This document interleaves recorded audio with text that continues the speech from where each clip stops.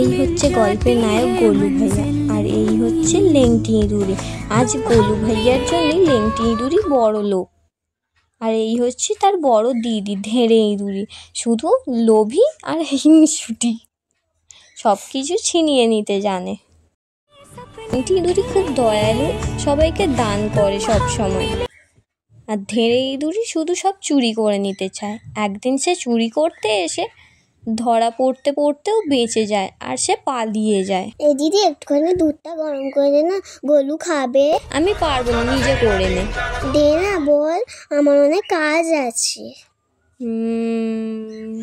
আমি যদি এটা গরম করি তাহলে আমি এটা মারার সুযোগ পাবো। ঠিক আছে, দে, করে দিচ্ছি, তুই যা। ঠিক আছে। আমি বিষটা মিশিয়ে দেবো আর ওর গোলু মরবে, আর এই সব সম্পত্তি আমার হয়ে যাবে। দুধটা গরম হয়ে গেছে, এবার এই বিষটা মিশিয়ে দিই, ওর গোলু খাবে আর মরে যাবে।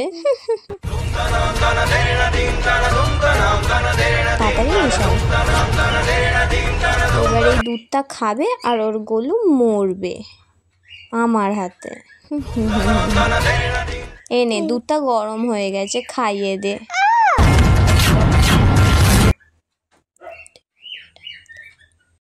সব চক্রান্তি ধরা পড়ে গেছে। আমাদের মিনি ওই দুধটা খেয়ে মারা গেছে।